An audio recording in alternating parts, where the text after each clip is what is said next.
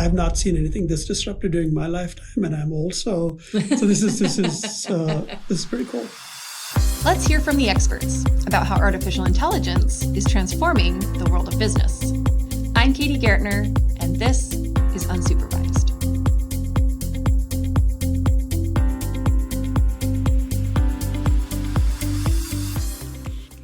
Hey, Business Badgers. Today, I'm sitting with Neeraj Arora, a marketing professor here at the Wisconsin School of Business.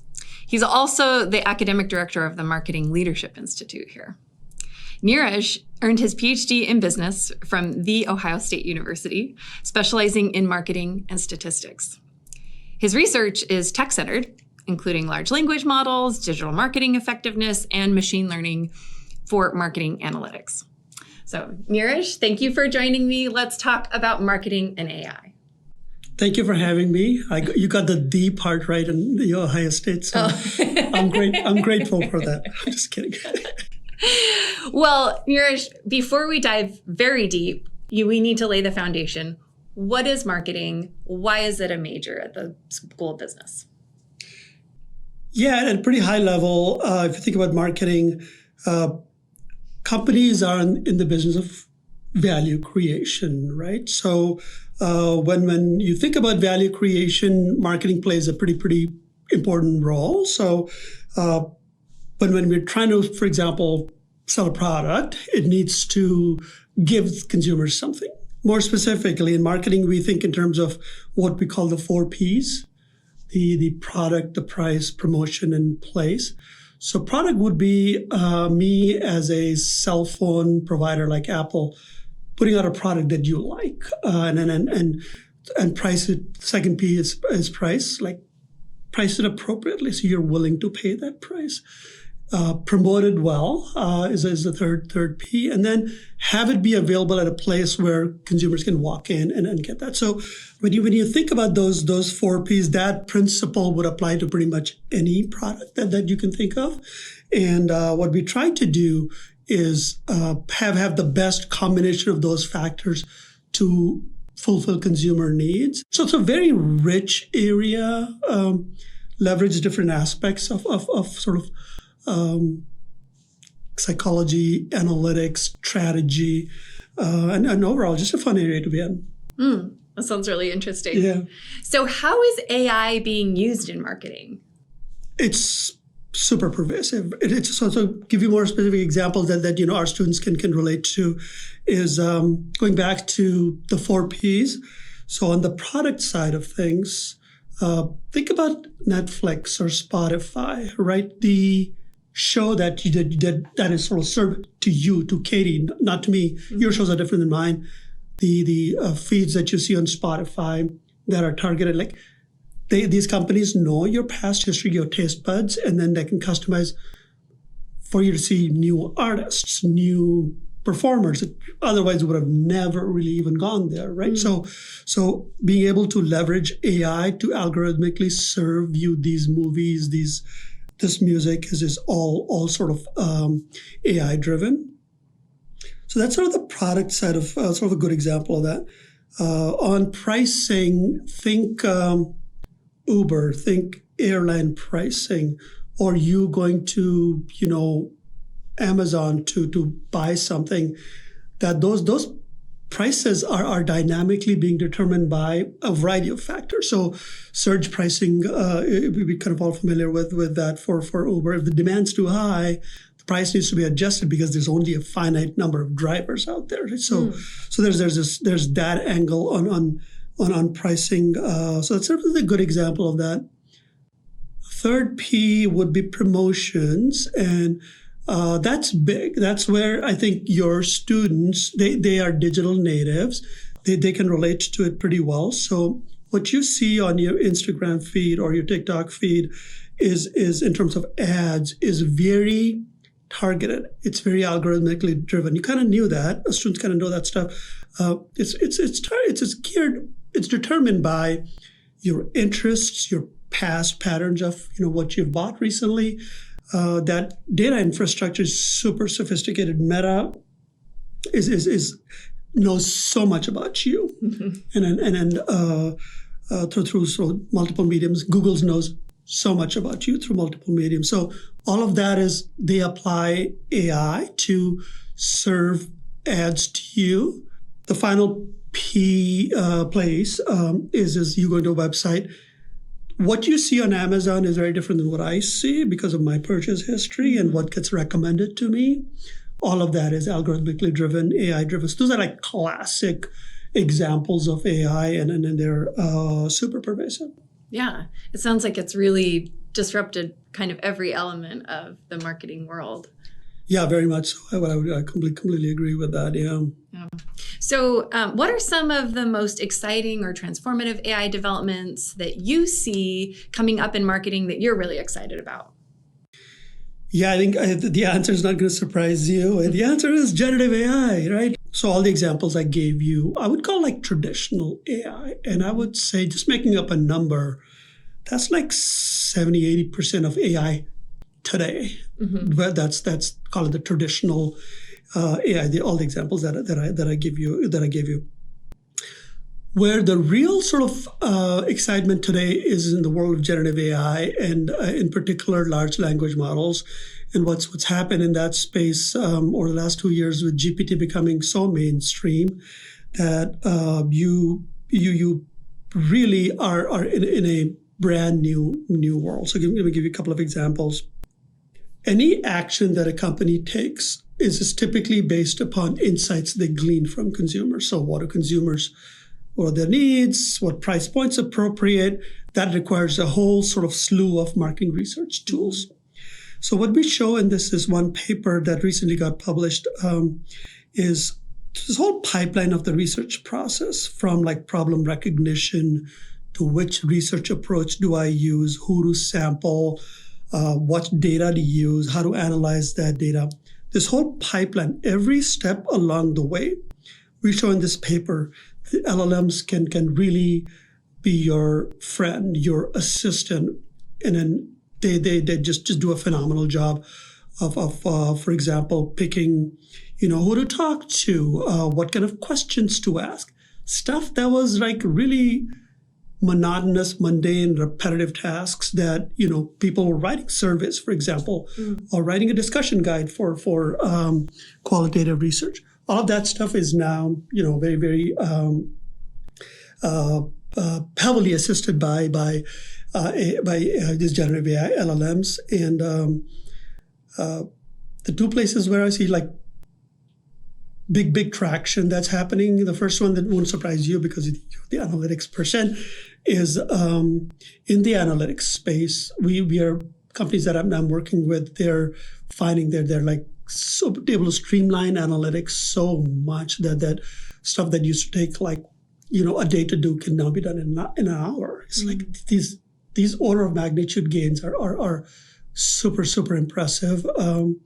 The other one that may be a little less obvious to our students is this notion of synthetic respondents. So in the traditional world, I would go find people and talk to them and get like their data and analyze it, qualitative or quantitative, and then glean insights from that. But what if we were in a world where I could create a persona? So I could create a persona for Katie that I look at your background, your education, the fact that you're a professor, you teach analytics. I could make up this persona and then ask the LLM to ask your evaluation for a variety of products. So we do that in that paper. And there's this whole sort of new world of vendors out there that are playing in that area. So that's very disruptive. Being able to use synthetic respondents to glean insights is pretty powerful, especially for like hard to reach people who are like oncologists, for example. If you're designing a MRI kind of machine, very expensive, millions of dollars. Oncologists are impossible to reach, very expensive. So could I glean starter ideas through these personas that I create and serve as like prior information, that I can update with like real oncologists, right? That's That's like a long answer to because it's a paper we just published. So I want to know a little bit more about your synthetic customers. Are those, when you create a synthetic customer, is it based on a real person, or is it kind of like a amalgamation of a typical person? Yeah, it's. Let me briefly tell you about my research. What we did was there was some qualitative research that was done by a company, and there was some quantitative research that was done by a company. So we had those actual data. So what we did was we pretended to be the person that the company got data from. So we knew, for example, this person in Chicago has this kind of a professional education, their professional background, 3 kids, blah, blah, blah. Right? So we know this personas. So we tell the LLM that pretend to be this person, and then we ask them the same questions that we asked of the real person was asked, and then we compared the two. And what we learn in both qualitative and quantitative data is qualitative space. It does a really, really good job. It can actually add to what Katie would have otherwise told me, like this newer insight, fresher perspectives that Katie didn't tell me because Katie was busy that day, right? So it can be used to complement what a human would do. Interesting. Yeah. That's really cool. Yeah, it is. Okay, so can you share with me some examples about how, and you've done this a little bit already, but maybe you have some more examples of how AI is changing the way companies compete, and like how are marketing companies or companies that use marketing adapting their traditional business models to this new technology? There are efficiency gains from LLMs and there are productivity gains from LLMs. So efficiency is the notion of like, I can do this cheaper. So chatbot is cheaper than a human, or a human agent when assisted by an LLM can do the work like a lot more efficiently. So that it just does things quicker. Okay. And then there's this productivity, which is like a chatbot can actually talk to 100 customers versus compare that to a human agent talking to 100 people, right? So there's this productivity gains, which is like scaling, like you can scale this up to a lot of people and then do it efficiently. So that's one way to think about. There's the other way to think about this is automating a job versus augmenting a job.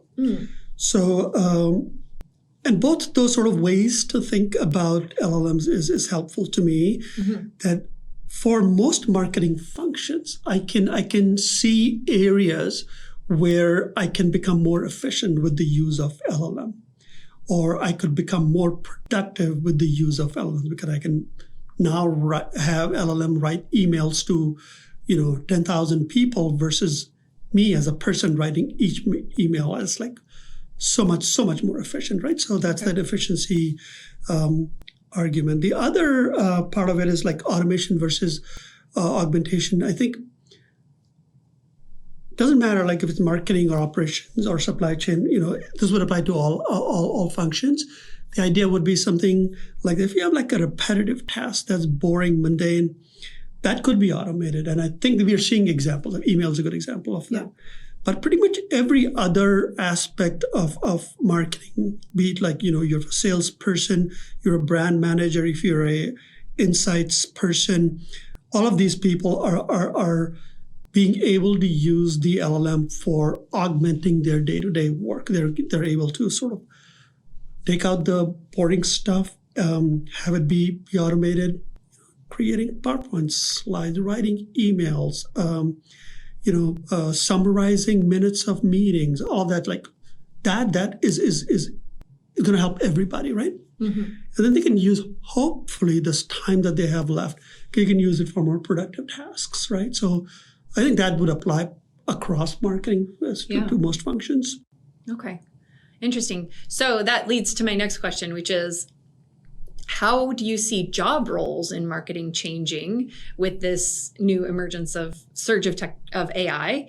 And what skills are becoming important for our budding marketing professionals here at the business school that they're going to need to develop to be competitive? make the LLM like your assistant for all your learnings. It's sort of super important to do technical classes like the ones that you teach. I teach marketing analytics, and then especially in those types of classes, there are some pain points along the way, right? In terms of, I don't know R, I don't know Excel that well, or I don't know Python. I can learn R today from like zero, like knowing nothing, by having sort of the LLM teach me. What is R? How do I load it on my computer? How do I import the data? How do I do basic statistics? All of that is really is so much easier to do today than it was. So it's kind of fantastic to be living in this time. I think when it's personally energized me. I don't know about you, but it really has, and that's true for students too. It's like some of my students tell me like I'm AI'd out. It's like I hear about AI, and I think I get that, but at the same time, this is like I have not seen anything this disruptive during my lifetime, and I'm old, so this is pretty cool. Yeah, that's great advice.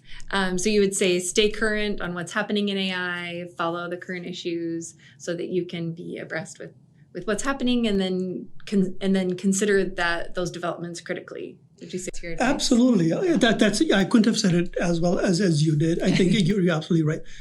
Staying current but being objective, and then lend your voice to it. Talk to people outside too. Talk to push us back in the classroom. Like when I'm like this ambassador of AI, push us back. Like, what about this? Then I'm learning something from you, right? So push, your friends, and then we all need to develop a balanced perspective on this, and at least that's what I'm trying to do. So.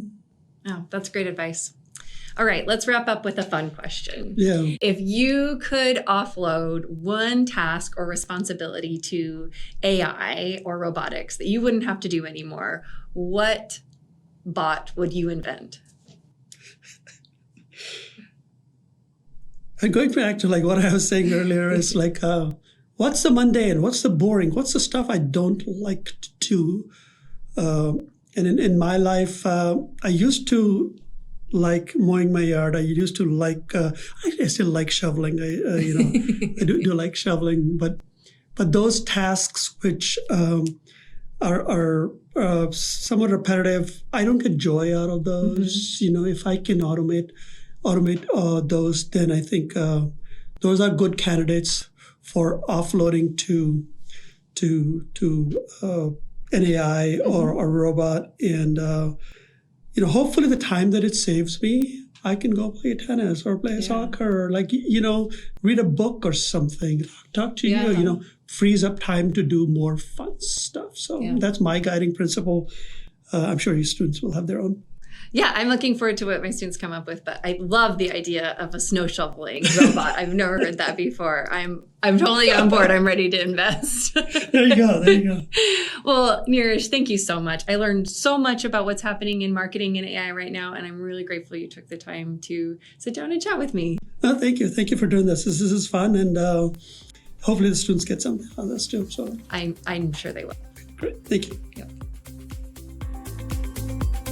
Unsupervised is brought to you by the Wisconsin School of Business.